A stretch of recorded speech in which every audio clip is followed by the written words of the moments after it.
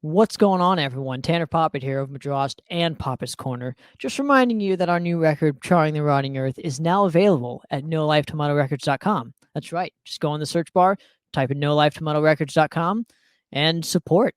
Again, NoLifeTomatoRecords.com. Now, let's check out the episode you came to see. What's going on, everyone? Welcome to another episode of Poppitt's Corner. Looking forward to doing this with my main man, Mr. Carlos Cruz here. We're going to be discussing the recent reissue of, and I'll just pull it up right here, of Hexen's Being and Nothingness record. It's been 10 years at this point since this record came out, and I'm super glad that they're finally reissuing. Now, Carlos, how you been, man? Well, busy as usual. I did luckily take a vacation for about a week in mid-February. It was beautiful. Just got away, turned off the phone, and just kind of disappeared from all the work, and then came back to an influx of it. So I'm just playing catch up, but it's all good. How are you as far as your injury goes? You still recovering? You're Yeah, still it's still in the process of recovering. I've played drums maybe once or twice, full on, just to see where my arm was at, just to kind of gauge where I'm at. Gets a little sore, but nothing like it used to be back in like September when this problem first arose. So the recovery is going well. I got about 5 more weeks of physical therapy at this point, and yeah, we'll go from there. I'll follow up with specialists, and we'll move forward. So yeah, I'm excited to get playing again. That's for sure. It's been too long. Absolutely, my friend. Well, I'm excited to see you perform as well, Hell So, yeah. can we just start from the beginning here and let's go back to, I guess, 2000, I would say 2010, 2011, when you guys were writing and recording this thing. Mm-hmm.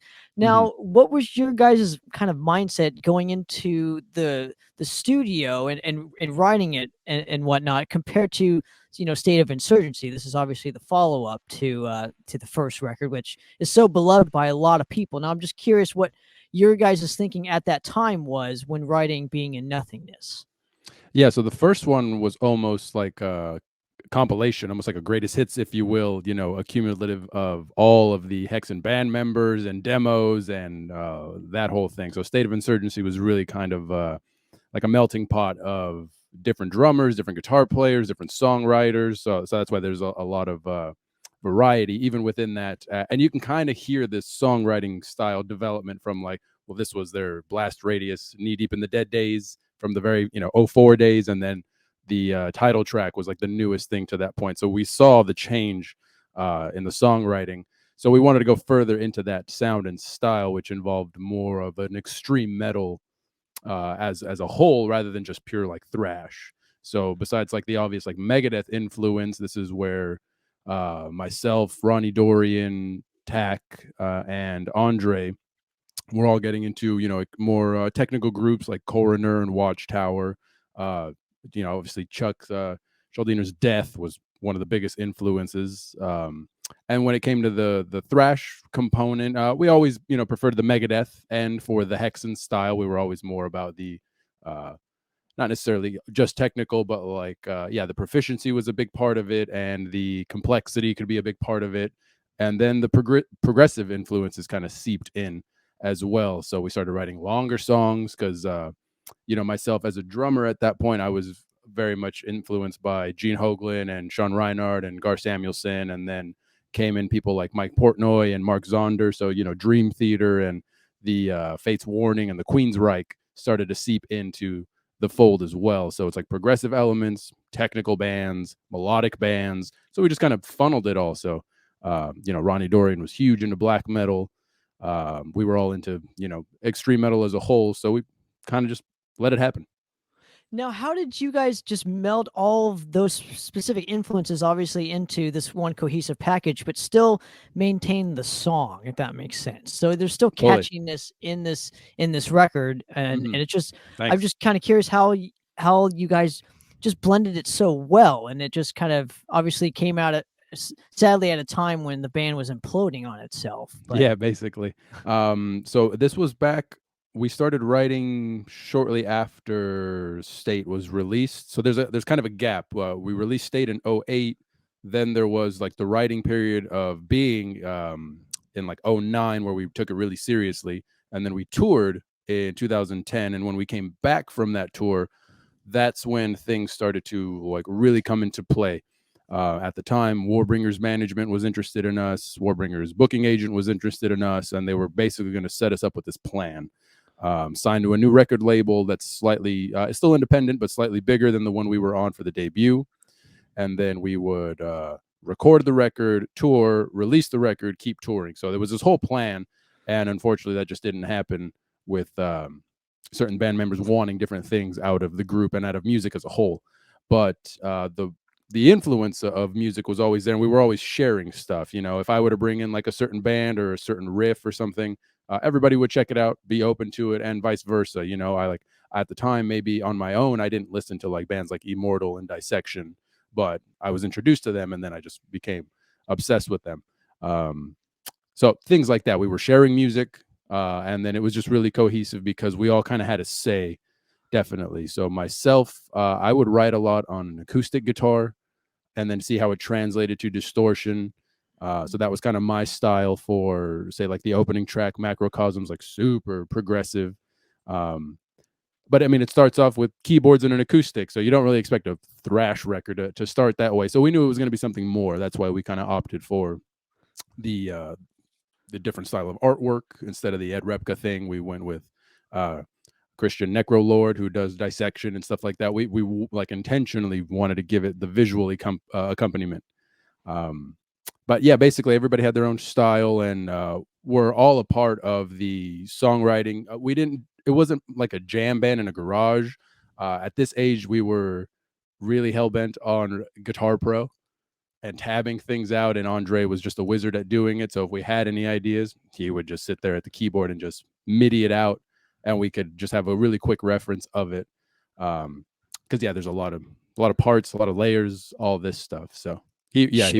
he was quintessential at doing that. And I think that's obviously comes in with the progressiveness of the bands you mentioned kind of earlier and whatnot. So my question becomes this, is kind of like, what was your guys' like thinking within the band at this particular time to just not only take a chance on making something that like was kind of really new at the time, especially within our local scene out here, but Yeah, definitely. also, you know, it's a kind of ahead of its time Thanks. for 2012, you know what I mean? Because you're starting to see a lot more progressive thrash bands obviously coming out nowadays, but back in 2012, that was just like not happening as much. Sure. Well, there was a bit of a delay, even though we say this the 10-year of this record being released. Yeah. So what happened was in 2010, give or take, I want to say around October is when we actually went in to record this.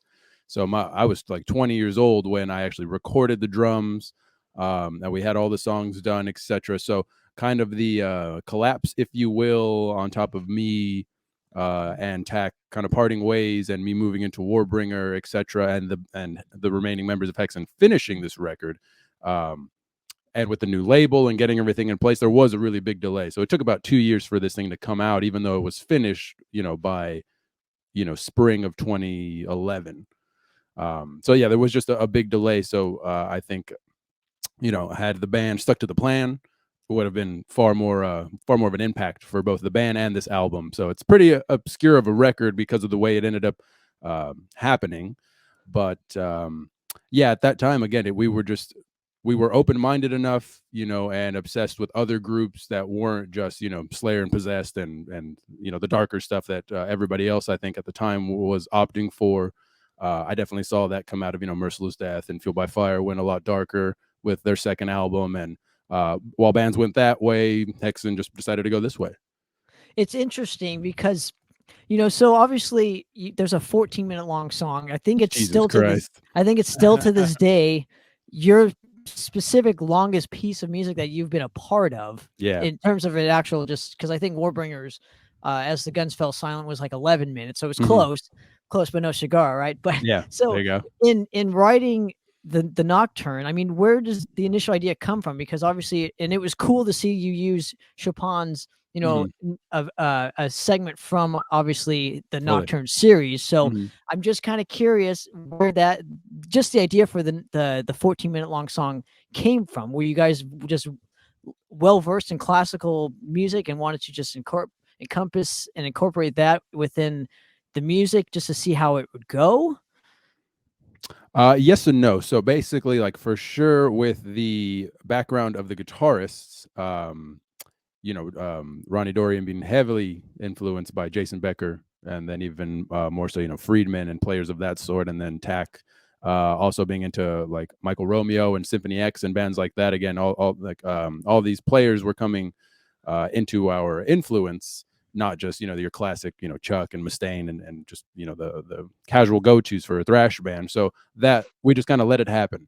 And Andre originally had that piece and that title, and obviously transposed it to like acoustic guitars or clean guitars on Guitar Pro. And then I think it was really just like over the course of however many months, like we just all had these riffs that worked well together and just happened to be like in the same key maybe, and it just became this more expansive kind of like just kind of building any kind of structure. You have the foundation, so we have the title, and the vibe of it was already set, but it wasn't really forced. We just kept adding to it and adding to it. And then Andre at the time was studying philosophy, so he just delved really deep into that as far as the lyrical content is concerned, and then created this whole kind of chapter by chapter story behind it as well. So it's Nocturne, and then I forget how many individual pieces it has. That I have to look at the It's like 7 or 8, I think, or yeah, something like that. exactly. Yeah, where it has the Roman numerals divided per lyrical segment. Yeah, we were reaching, definitely. It's fun to listen to. I go back and I go, what the hell was I thinking? Like, how stoned was I, or what were we doing? Well, I love because obviously you do, I think, all the acoustic passages in this. I think you recorded all of them. So I just love the overall way of how you played. It's towards like the end of it. It's just literally just you strumming an acoustic guitar, but it fits so well with obviously like the wind behind it, and just Sure. you get like an overall vibe to it. So obviously, again, this is definitely the perfect song to end this specific record. Mhm. I love that it's not really 13 songs or 12 songs. It's like a 9-song record, which is like really, again, it's more cohesive as a listener for me. But again, Definitely. I'm a musician, so I appreciate this record, I guess, more Cool. than the other one. But yeah, we agreed that was the way to go for sure. With less songs, obviously there were already longer songs and had a lot more to them, a lot more meat on the bone than like the debut had. So that it was going to be too much if we continued to write, because I remember there being a lot more just kind of left over, and we were like, we got to cap it. Like, don't force it. Interesting. So let me ask you this. So obviously, why was now kind of the right time to reissue these records? And just walk me through how this whole thing came to be, because I think you were the one that kind of initiated it with Andre and whatnot. So fill me in just on how the reissues came to be and why now was the right time for them. Basically, once the unfortunate pandemic began and all the touring like really shut down and lockdowns happened, etc., and we couldn't tour for the Warbringers Weapons of Tomorrow album, and all that was canceled, etc., I started doing a lot of studio work, and a lot more records were coming my way, whether it was session stuff or producing stuff or whatever. And I liked that idea, and the more physical copies I got of everything, I was like, well, there's some missing. I don't have these on vinyl yet, and I can't frame them and put them on my wall the way I ended up doing in the office, the way I ended up doing. They were just even this exactly. So you got it. I've got it over here. I have yet to frame Being in Nothingness. Right. So there you go. But basically that was like he's got them both. Thank you for the support. Always appreciated. That was it. That was like baseline. I was gonna do it out of pocket. I was just gonna like find the right person to do it, make a couple copies, because I know people had been asking about any kind of physical copy, and I would find like the CDs on eBay for like $50+, and I was like, yeah, I mean, they're rare, they're out of print. Both of the record labels no longer exist, and if they still exist, they no longer own the rights to the music. So this was a beautiful thing where I had my manager do some digging, and then he was just like, yeah, this is free reign. You own this. Once again, you can do whatever you want with it. And when him and I just kind of continued to have a back and forth, he wanted to take it on. So then we ended up just giving it all to M Theory Audio. So then I, reached out to Tack, and I reached out to Andre. And it was just us three working at it. Unfortunately, some of the other members were just like nowhere to be found, or interested in music anymore, or it's just not a part of their life anymore. So I just needed, the people involved at the time, I guess, in order to get it done and see where we could go with this to make it more interesting. So consequently, that was it. The cassette is fun. That's badass to just have a little cassette. The CD is double disc and has a bonus disc of all this stuff archived. Luckily Andre has this massive archive of stuff still to this day and in pretty good condition. So we were able to dig, deep for that. And then neither of the records were available on vinyl and never pressed on vinyl. So it was just like a gift to myself. I invested everything out of pocket, just even still, regardless of signing it to a label, they just luckily have the manufacturing and distribution covered. So it's available for everybody. So I'm just happy these are no longer like out of print.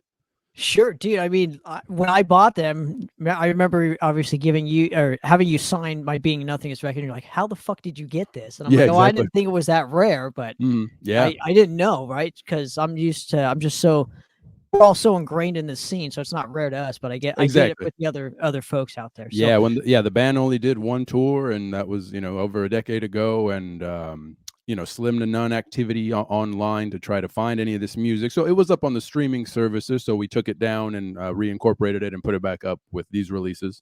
But yeah, I just wanted to have a good time with it. We went in and extended the booklets. Andre did write-ups, kind of like retrospectives on the time and things that happened, and his perspective on the story, as it were. And yeah, these came out beautifully. Like I think the transparent red for State and the blue for Being came out killer. They sound great. And I just reached out, to people that I know and trust, so our buddy Hugo helped me with the graphic design of everything. My buddy from Belgium mastered everything for cassette, new CD, and vinyl separately. And my manager took it on for M Theory Audio, and his team put it all together. So, I mean, it took a long time. It was probably, a year and a half process to dig through archives and get it all together. But we're all really happy with the results. And let me go off of this point too, because you're mentioning you're digging back into the archive. So Madras recently kind of had the opportunity to do this as well and reissue some of our back catalog. Yeah, hell yeah. And when I was kind of going through the vault, because I just have so much shit, and I'm sure it's like the same with you and Andre and whatnot, it brought up like a lot of memories for me, because I hadn't thought about that era or something in just a long time. So for you, my question becomes, for you, did that have any effect? I'm sure you had so many memories just pop through your mind, and I don't know what your relationship is with any of the past members, but did you kind of rectify any of the, I don't know, ill will you guys had towards each other, if any, or did any of this kind of come into play just going into the back catalog and obviously doing the reissues for these? Yeah, I think everything, like there was a mutual respect there in order to want to do this, because everybody really needed to agree to want to be a part of it at all. And then once we actually got together in the room and then we started kind of going over the approach of doing this, there wasn't so much of like any kind of like hostility or anything like that. It was really much like, what's going to be cool? What's a great way to present this for the first time on vinyl? Because we're all big on vinyl, as far as like just collectors ourselves. And again, we were always about, the album. The album's what changes our lives, and how do we just, make it like for first time ever, we're going to have State and Being just like, large at hand, and it's going to, this feeling that we're imagining when it's printed and we have it is going to be great. So what are we going to do? What's in the best interest of the album, so it has a second chance at just being put out there. And we were all really excited about it. So it was fun and funny going back into these archives, because we heard like live tapes and old demos and scratch recordings and all this stuff from way back in the when, different lineups, even before me, like, oh, this riff came from this guitar player at this point in time in the band, and things like that. So it was really cool to kind of work backwards in order to give the fans something extra for everybody who's digging into this stuff. Now, and the one aspect though to these records that aren't really present, I would say, are photos and whatnot. They're not a lot of just photos taken from that specific era, because I would assume that you guys have tons of pictures, and getting the reissue, I was hoping for like more like that one photos See that Yeah, there's like nothing. So that one is the more obscure out of the lot. Like we were able to, because we had the tour, and obviously, like I said, the State of Insurgency album is almost a compilation, if you will, of the band's like best songs up until that point. That's why we recorded so many. Usually we would have opted for like 9, 10 on an album, but there's 13. So it gets a little long-winded in the middle, I feel, but ultimately it was like, let's, this is basically it. So let's just have it out there and available. So I mean, the first reissue, we were able to do the thrash collage and dig deep into photos from the tour and from the other like previous lineups and demo days and stuff like that. But for being there might have been only like 1 or 2 photo shoots, like at all, if anything. It was a really kind of short-lived period because we did that tour in the summer of 2010 with Rattlehead and Mantic Ritual, and then came home and immediately jumped into the recording. So yeah, there might have only been, even I think the photo that they ended up using for me was done. I was already in Warbringer and doing that thing, and moved on to Worlds Torn Asunder. So I think that they did a photo shoot for this album after the fact, when I was already gone, and just used an old photo of me that they thought fit. That was like black and white with the leather jacket and the shades, So I was like, basically at that particular point in time, I wasn't like reached out to or anything like that. It just happened. interesting. Yeah. I like these fun facts. Yeah. They're really fun to kind of go back to. But Mhm. so obviously, dude, you guys could have like released a live record. There's so many like quality fucking live bonus songs on this particular reissue, dude. Yeah, that's why we wanted to do it. Just like I don't think they're online. People can put them online. I'm sure they can, once they buy the CD. But it was just kind of like to incentivize the, if you already had the CD, well, you don't have this version of it with all the 20-page booklet instead of just the regular plain one from back in the day, and you've never heard of this stuff before. Like I haven't even heard some of this stuff before.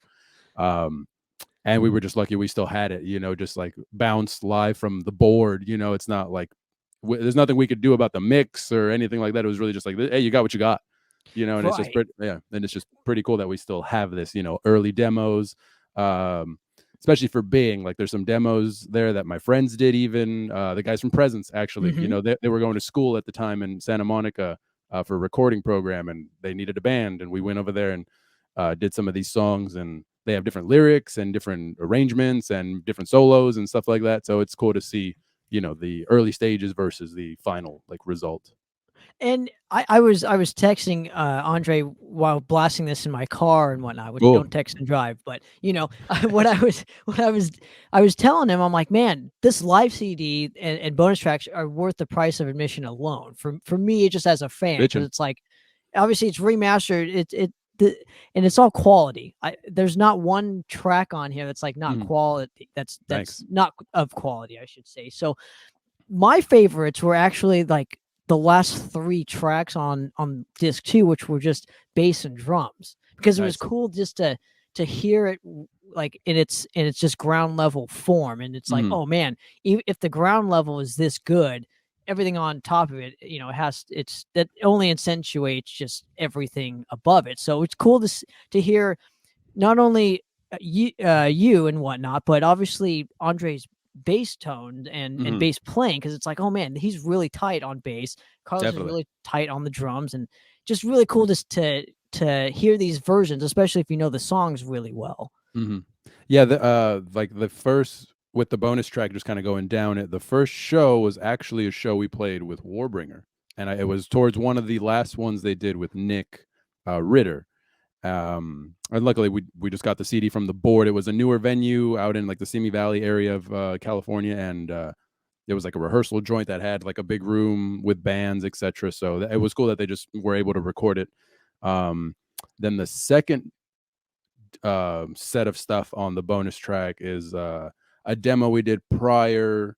We wanted to try out the producer before going in to do the full record, so we went in and did 3 songs, 2 of them which ended up on the record, 1 of them which didn't, just to see what the vibe was like. Our buddies, Chase Becker and his band prior, Desecrate, had recorded with this guy's name's Rich Bruce, and at the time we went out, I think, to like the Chino area, just to try them out. We did those 3 songs. They came out great, so we were like, oh, we have them, just throw them on there, or the ones that ended up on the album anyway. So it's like a pre-version recording, the year prior of those songs.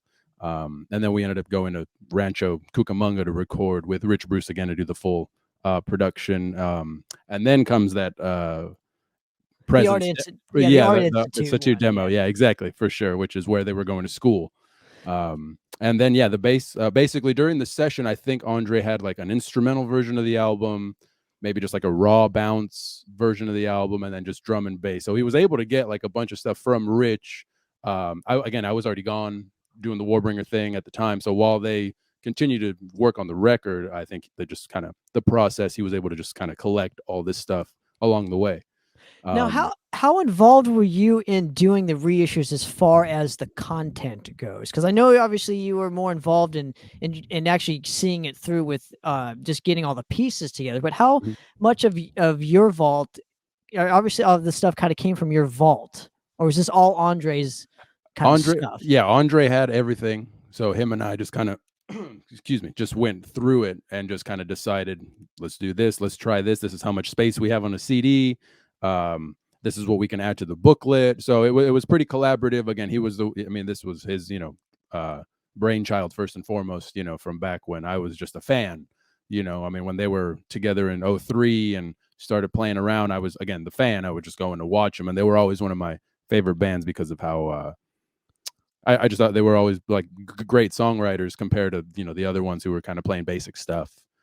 But yeah, Andre had all the content for everything that ended up on State and the State bonus tracks, and even what we could use in the booklet, extending the booklet. And then same for this, we just kind of dug through everything and chose the best of it, really.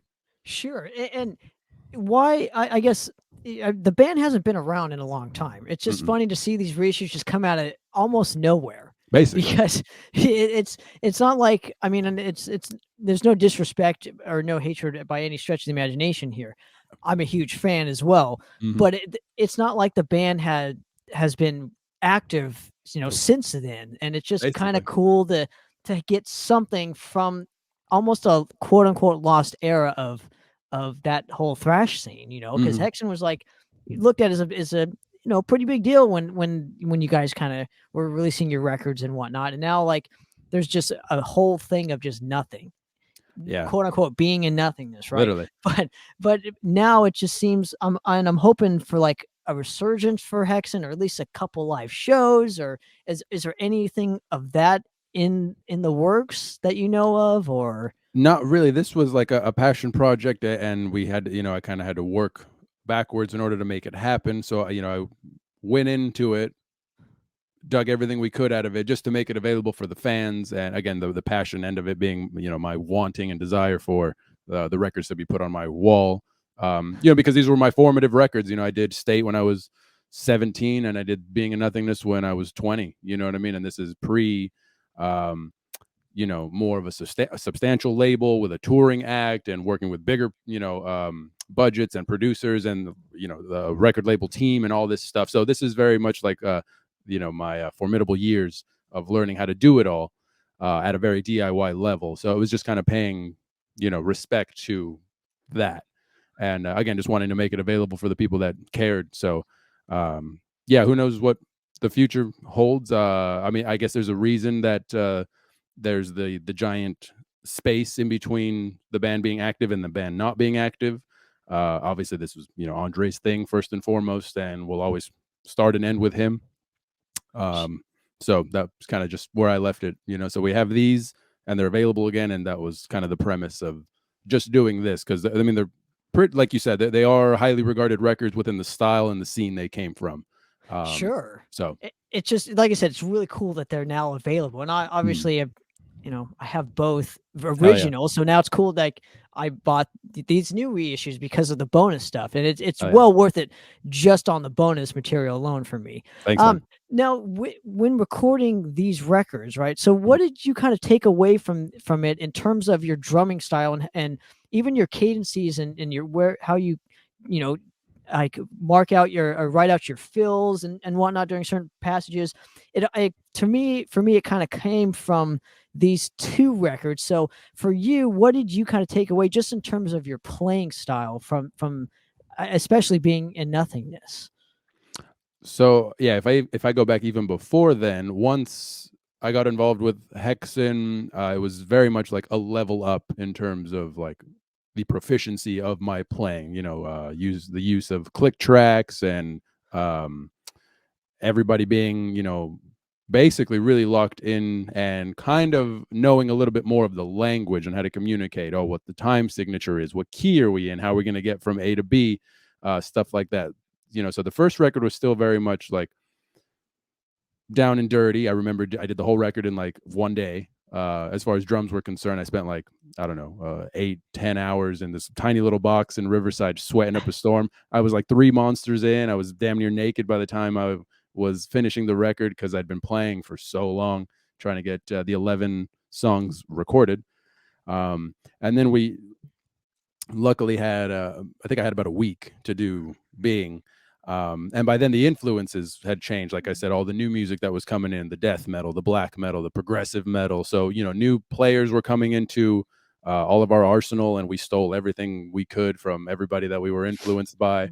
So, going from the more of the basic, Lombardo and Ulrich drumming style, and then jumping it to the Sean Reinhardt, Gene Hoglan drumming style, and incorporating way more of a flair when it comes to fills, effect symbols, blast beats, things like that. That weren't really prevalent on the first Hexen record.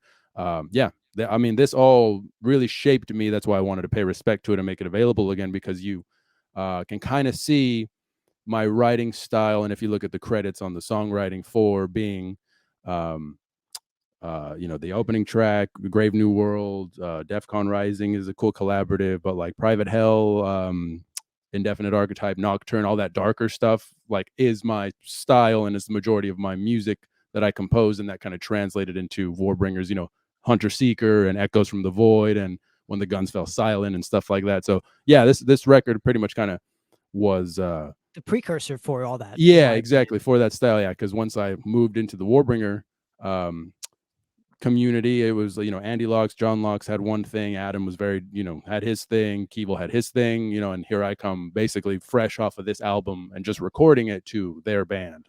Right. So and I think that's the big difference between State of Insurgency and Being in Nothingness for me personally, in terms of the songwriting itself. I just think Being Nothingness, because you had more influence and it was during the time when you all were getting more into progressive styles and whatnot, venturing into all different types of territories in terms of music, styles and whatnot. I think that's the big difference with these two records for me, just for me personally. And maybe, again, as Andre said, it maybe because I'm a musician myself. Sure. This is, I appreciate records like this more so than, and again, there's no disrespect to State of Insurgency. It's beloved by everybody. My go-to has always been Being in Nothingness, because I think of the musicianship. So cool. No, we appreciate it. Yeah, I see the distinction fully. One's a thrashing record, one's a thinking record. We spent a lot of time kind of meticulously doing every little thing before we recorded it. So I think it came out well for the time and for the moments that we did have together as a band, and then the moments that we didn't have together as a band, but they completed the album. I think they did it, they did right by it. Absolutely, man. And hopefully we can expect a live record, because if you guys have so much fucking live material, it's like, why not? Yeah, why not do something special for, the fans and whatnot during that time? But, lastly, Carlos, I want to thank you again for coming on and helping me, promote this, because I just love the record so much. So, yeah, me too. Now, where can people get these reissues? So if you go to either the band's, Hexen also has a Bandcamp that's linked to M Theory Audio, which is the label that pretty much undertook both albums. So if you want the CD, the vinyl, the cassette, or the shirts, M Theory has it available through their website, or you can go to the band's Bandcamp, Facebook, or Instagram, and the links are all basically scattered out throughout. It's all one link, but it's basically on all those platforms depending on which one you use. But yeah, they're all like kind of bundled packages, you know what I mean? So if you're a diehard and you remember the things and you want them, you want it all, killer. Luckily I have it all, which is what I wanted. But yeah, if you've never heard this stuff before, obviously you can stream it, check it out, and then if you decide to support it, definitely I know that State of Insurgency, I believe the vinyl sold out. This one's damn near close to selling out. So if you are a collector, might want to pick this up before it runs out, because Sure, man. with all these delays, who knows how long it'll be before they are back in stock. So they'll be available, which was the goal, just to always have them available for the people that want them, so you don't have to pay, $100 on eBay to find some 2008 copy. But yeah, so thank you for having me, man. This is always Dude, great. absolutely, man. And finally, before I let you go, man, what's going to come in the Carlos Cruz camp? Is there a new Warbringer record hopefully in the works, or Yeah, we're doing writing any more definitely. reissues, or Yes and yes. Yeah, so we're writing for the next record. Keevel's got hell of ideas brewing, especially with everything that's been going on the past 2 years.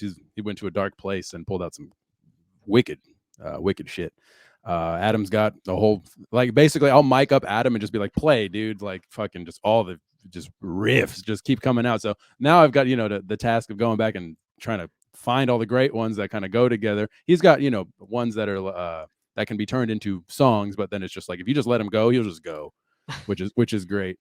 So that's pretty much where I am. I've got Chase Becker and Chase Bryant sending in riffs and just kind of showing me videos and stuff like that of ideas they have. So the new music stuff is going, and yeah, we hung out not too long ago and listened to some potential reissue stuff that we're going to be putting out hopefully by the end of the year, for some of the albums that, again, are no longer available because Warbringer was on Century Media and now we're not. So to get those albums, they're out of print. People are like, where can I get Waking Worlds and Empires? I have no idea. So we found a place to make it available again. So soon. Oh, interesting. Okay, well that's Yeah. that's good news. Again, it's always the goal. You heard it here first, right? Yeah. So thanks for that. But Carlos, always a pleasure to talk to you. I really appreciate a moment of your time as always, man. And for another episode of Poppitt's Corner, guys, we're out of here. Hell yeah. Cheers. Cheers, bud.